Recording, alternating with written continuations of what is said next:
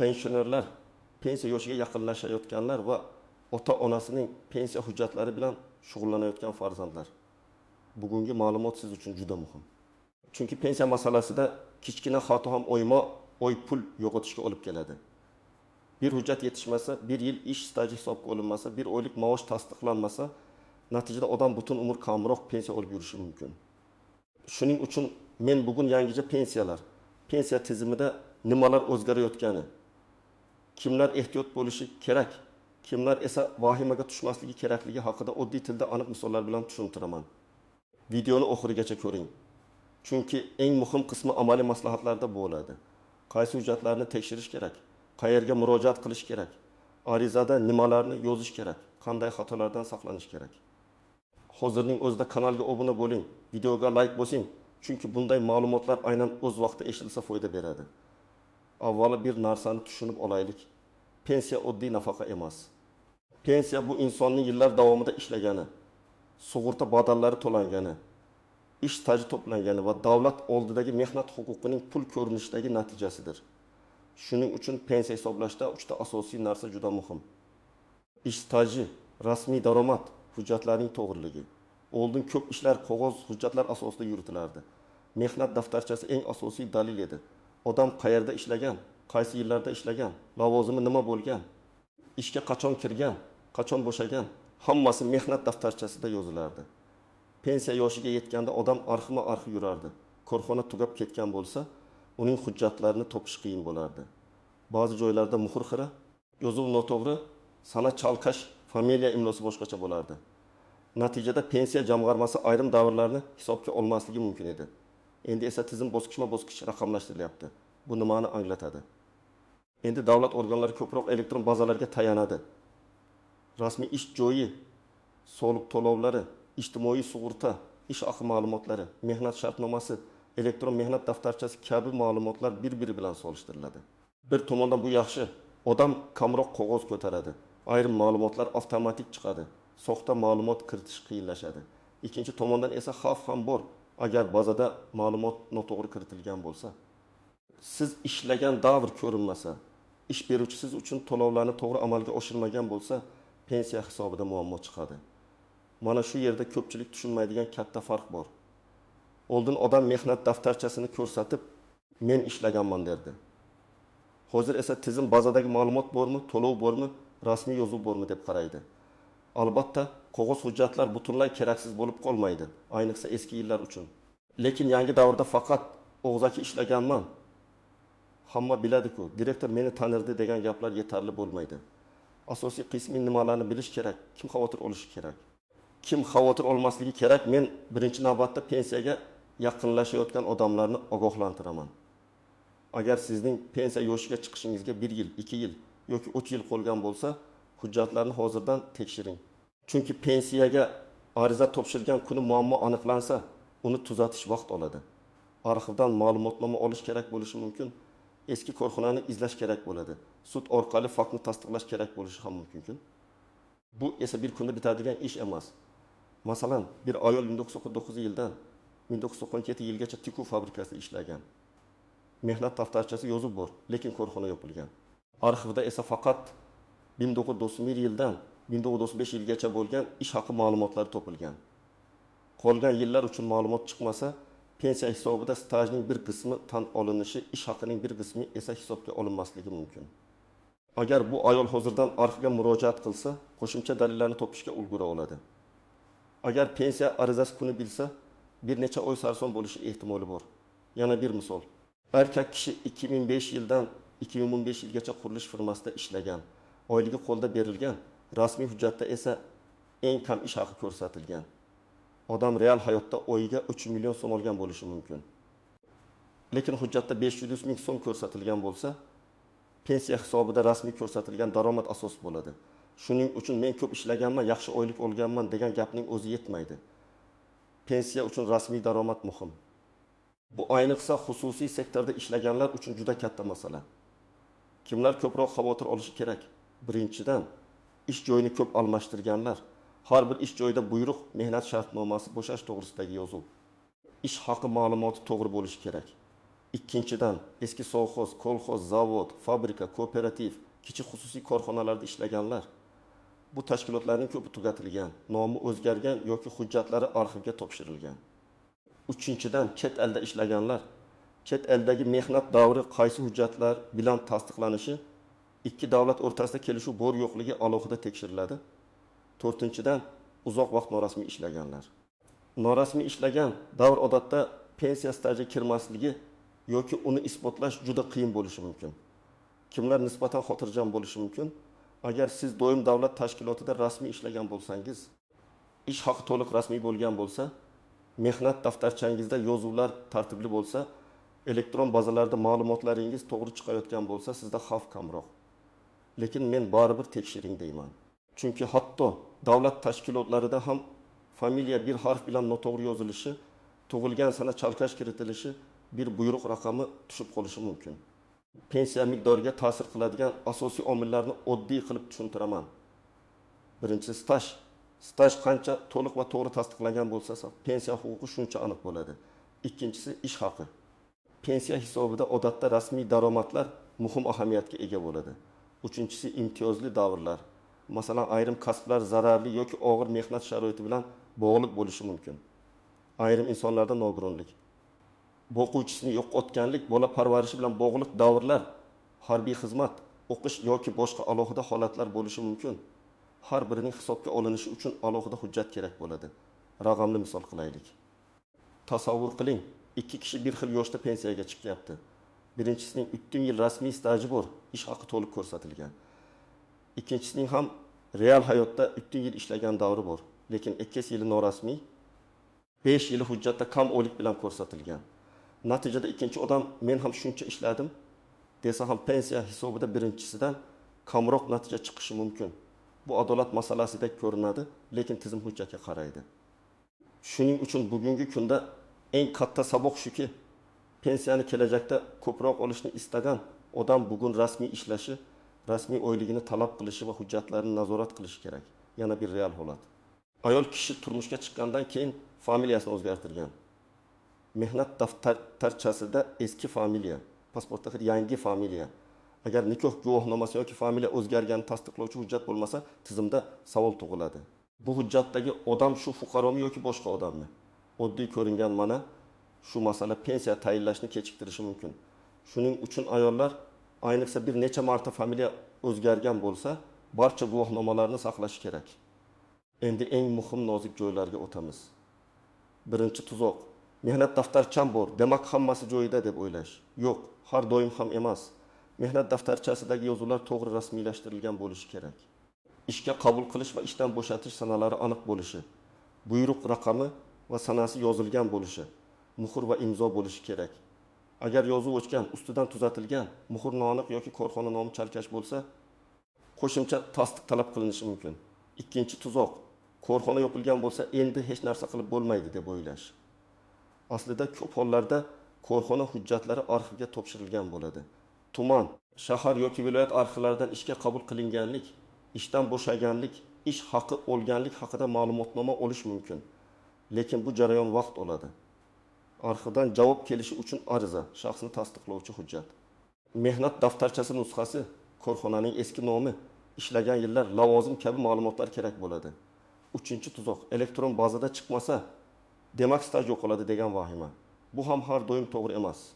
Eski yillar bo'yicha qog'oz hujjatlar hali ham muhim dalil bo'lishi mumkin. Agar elektron bazada ma'lumot chiqmasa, siz qo'shimcha hujjat bilan tasdiqlashingiz mumkin. Lekin bu yerda muammo shundaki, odamda hujjat bo'lmasa, isbotlash qiyinlashadi. Shuning uchun bo'lash qiyinlashadi. Shuning uchun men doimotnomalarni tashlab yubormang, mehnat daftarchasini yo'qotmang, ish haqidagi spravkalarni saqlang. 4-chi nozik jihat bola parvarishi davrlari. Ko'plab ayollar men bola bilan uyda o'tirganman, bu davr qanday hisoblanadi deb so'rashadi. Bunday davrlarning pensiya stajiga ta'siri qonunchilikdagi aniq normalarga bog'liq. Har bir holatda bolaning tug'ilganlik guvohnomasi, ta'tilga chiqqanlik to'g'risidagi buyruq, ish joyidan ma'lumot, ba'zan boshqa tasdiqlovchi hujjatlar kerak bo'ladi. Eng katta xato shuki, ayol bola parvarishida bo'lgan davrni avtomatik tarzda to'liq staj deb o'ylaydi. Amalda esa qaysi davr qanday shart bilan, qaysi hujjat asosida hisobga olinishi alohida tekshiriladi. 5-jihat harbiy xizmat. Harbiy xizmat davri ko'p hollarda muhim hisoblanadi. Lekin uni tasdiqlash uchun harbiy bilet, xizmatni o'taganlik haqidagi ma'lumotnoma tegishli organlardan tasdiq kerak bo'lishi mumkin. Harbiy biletda sana aniq bo'lmasa yoki hujjat yo'qolgan bo'lsa, mudofaa ishlari bo'limi orqali tiklashga to'g'ri keladi. 6-jihat nogironlik pensiyasi va yoshga doir pensiya farqi. Ba'zi fuqarolar avval nogironlik bo'yicha pensiya yoki nafaqa oladi. Keyin yoshga doir pensiyaga o'tadi. Bunday holatda qayta hisoblash masalasi paydo bo'ladi. Odam men endi yoshga doir pensiyaga o'tsam, albatta ko'proq olaman deb o'ylash mumkin. Lekin bu har doim ham avtomatik emas. Hisob-kitob qilinadi. Staj va daromad ko'riladi. Qaysi turdagi to'lov foydaliroq yoki qonun bo'yicha qanday tartib qo'llanishi aniqlanadi. Shuning uchun bunday holatda og'zaki gapga ishonmay, rasmiy hisob-kitob so'rash kerak. 7-tuzoq ishonchnoma bilan pensiya olish. Keksalar ba'zan pensiyasini farzandi yoki qarindoshi orqali oladi. Bu qonuniy bo'lishi mumkin. Lekin ishonchnoma muddati, bank kartasi xavfsizligi, pulning o'z egasiga yetib borish juda muhim. Men amaliyotda shuni ko'rganman. Pensioner kartasini boshqalarga berib qo'yadi, keyin pul qayerga ketganini bilmaydi. Pensiya shaxsiy daromad. Uni hech kim majburan olib qo'yishga haqli emas. Agar pensionerning holati og'ir bo'lsa, qarindoshlar yordam berishi, lekin hamma ishlar shaffof bo'lishi kerak. 8-nozik nuqta. Pensiya qayta hisoblanishi. Ba'zi odamlar pensiya tayinlangandan keyin qo'shimcha hujjat topadi. Masalan, ilgari hisobga olinmagan 3 yil stajni tasdiqlovchi arxiv ma'lumotnomasi chiqadi. Bunday holatda odam endi pensiyam avtomatik oshadimi deb o'ylaydi. Odatda buning uchun murojaat qilish kerak bo'ladi. Qo'shimcha hujjatlarni topshirasiz, qayta ko'rib chiqishini so'raysiz, yozma javob olasiz. Rad etish sababi ko'rsatilishi kerak. 9-masala ishlayotgan pensionerlar. Ko'p pensionerlar pensiyaga chiqqandan keyin ham ishlashda davom etadi. Bu yerda mehnat shartnomasi, soliq ijtimoiy to'lovlar, pensiyaga ta'siri kabi masalalarni bilish kerak. Eng muhim, norasmiy ishlashdan ehtiyot bo'ling. Agar ish beruvchi sizni rasmiylashtirmasa, keyinchalik ish staji yoki qo'shimcha huquqlar masalasida muammo bo'lishi mumkin. Pensioner bo'lsangiz ham mehnat huquqingiz bor. Endi men sizga aniq harakat rejasini beraman. 1-qadam, shaxsiy hujjatlaringizni yig'ing. Pasport yoki ID karta, mehnat daftarchasi, diplom, harbiy bilet, nikoh guvohnomasi. Familiya o'zgarganini tasdiqlovchi hujjatlar, bolalarning tug'ilganlik guvohnomalari, nogironlik bo'yicha hujjatlar, ish haqi ma'lumotnomalari, arxiv spravkalari, sud qarorlari bo'lsa, hammasini alohida papkaga joylang. Hujjatlarning asl nusxasini alohida, nusxalarni alohida saqlang. 2-qadam, mehnat daftarchasini satrma-satr tekshiring. Har bir ish joyi bo'yicha 3 ta savolga javob toping. Qachon ishga kirganman, qachon bo'shaganman? Yozuvda muhr va buyruq raqami bormi? Agar biror joyda sana tushunarsiz bo'lsa, darhol o'sha tashkilotga yoki uning hujjatlari saqlanadigan arxivga murojaat qiling. Keyin qilaman demang, chunki keyin topish qiyinlashadi. 3-qadam. Elektron ma'lumotlarni tekshiring. Yagona interaktiv davlat xizmatlari portali, tegishli davlat xizmatlari markazi yoki pensiya jamg'armasi bo'limi orqali o'zingiz haqingizdagi ma'lumotlarni tekshirtiring. Ish staji, ish haqi, rasmiy ish davrlari, shaxsiy ma'lumotlar to'g'ri ko'rinayotganini biling. Agar elektron bazada xato bo'lsa, uni tuzatish uchun asos bo'ladigan hujjatlarni tayyorlang. 4-qadam, arxivga murojaat qilishni o'rganing. Arizada quyidagilarni aniq yozing. Familiya, otasining familiya, ism otasining ismi, tug'ilgan sana, ishlagan tashkilot nomi, tashkilotning eski va yangi nomi bo'lsa ikkalasi, ishlagan taxminiy yillar, lavozim, qaysi ma'lumot kerakligi. Masalan, 1997 yil mart oyidan 1994 yil sentyabr oyigacha falon zavodda ishlaganim va ish haqi olganim to'g'risida arxiv ma'lumotnomasi berishingizni so'rayman deb yoziladi. Arizaga pasport nusxasi, mehnat daftarchasining tegishli sahifalari nusxasi ilova qilinadi. 5-qadam, pensiya jamg'armasiga murojaat qilganda og'zaki gap bilan cheklanib qolmang. Albatta yozma ariza topshiring yoki rasmiy elektron murojaat yuboring. Nega? Chunki yozma murojaatga yozma javob beriladi. Agar sizga bu staj hisobga olinmaydi deyishsa, nima sababdan, qaysi norma asosida deb so'rang. Rasmiy javobsiz keyingi bosqichda shikoyat qilish qiyin bo'ladi. 6-qadam. Pensiya tayinlanishidan oldin taxminiy hisob-kitobni so'rang. Har bir odam o'z pensiyasi qanday shakllanayotganini tushunishga haqli. Qaysi yillar hisobga olindi, qaysi yillar olinmadi. Qanday ish haqi bazasi qo'llandi, imtiyozlar qo'shildimi? Bularni bilish kerak. Agar sizga tushuntirishmasa, qayta so'rang. Bu sizning huquqingiz. 7-qadam hujjatlarda familiya va sana bir xilligini tekshiring. Masalan, pasportda Karimova Dilnoza bo'lsa, mehnat daftarchasida Karimova Dilorom yoki otasining ismi noto'g'ri yozilgan bo'lsa, bu muammo tug'diradi. Bunday holatda xatoni tuzatish, tegishli tashkilotdan tasdiq olish yoki zarurat bo'lsa, sud orqali tegishli faktini belgilash kerak bo'lishi mumkin.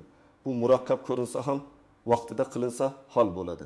8-qadam pensiya kartasi va bank masalasida ehtiyot bo'ling. Kartangiz pin kodini hech kimga bermang. Agar farzandingiz yordam bersa ham pulingizni nazorat qiling. SMS xabarnomani yo'qing. Bank ilovasidan foydalanishni o'rganing yoki ishonchli odamdan faqat ko'mak so'rang. Lekin kartani butunlay topshirib qo'ymang. Afsuski, pensionerlar moliyaviy firibgarlik qurboni bo'lib qoladigan holatlar ko'p. 9-qadam. Agar pensiyangiz kam hisoblangan deb o'ylasangiz, darhol tekshiring. Shu ham bo'laveradi deb yuravermang. Avval pensiya jamg'armasidan hisob-kitob asosini so'rang. Keyin hujjatlaringiz bilan solishtiring. Agar staj tushib qolgan bo'lsa, qo'shimcha ma'lumotnoma olib boring. Agar rad javob olsangiz, yuqori turuvchi organga yoki qonuniy tartibda sudga murojaat qilish imkoniyatini ko'rib chiqing. 10-qadam pensiyaga hali uzoq bo'lsa ham bugundan rasmiy ishlang. Bu maslahat yoshlar uchun ham kerak. Ota-onangizga yordam berayotgan bo'lsangiz, o'zingiz ham saboq oling. Ish beruvchi sizga oylikni konvertda bersa, bugun ko'proq pul olayotgandek tuyuladi. Lekin ertaga pensiya, kasallik varaqasi, kredit tarixi, ijtimoiy kafolatlar bo'yicha zarar ko'rasiz. Rasmiy ish haqi kelajakdagi himoyangizdir. Endi mavzuning nomiga qaytamiz. Yangicha pensiyalar deganda nimani tushunish kerak? Men buni 3 yo'nalishda tushuntiraman. Birinchisi raqamlashtirish. Hujjatlar elektronlashadi, ma'lumotlar bazalar orqali tekshiriladi.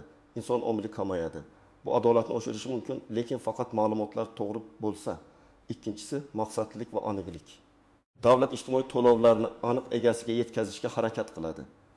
Kimning huquqi bo'lsa, o'sha olish kerak. Kimning hujjati yetarli bo'lmasa, undan tasdiq so'raladi. Bu jarayonda pensioner hushyor bo'lishi kerak, chunki huquq bor. Lekin hujjat bo'lmasa, huquqni amalga oshirish qiyinlashadi. Uchinchisi shaxsiy javobgarlik. Endi hammasini davlat biladi deb o'tirish to'g'ri emas. Davlat bazasida xato bo'lishi mumkin. Ish beruvchi noto'g'ri ma'lumot kiritgan bo'lishi mumkin. Arxivda hujjat boshqa nom bilan yotgan bo'lishi mumkin. Shuning uchun har bir fuqaro o'z mehnat tarixini o'zi ham nazorat qilishi kerak. Men odamlarni qo'rqitmoqchi emasman. Aksincha, tayyor bo'lsangiz, yangicha tartiblar sizga foyda beradi. Chunki hujjatlar to'g'ri bo'lsa, jarayon tezlashadi.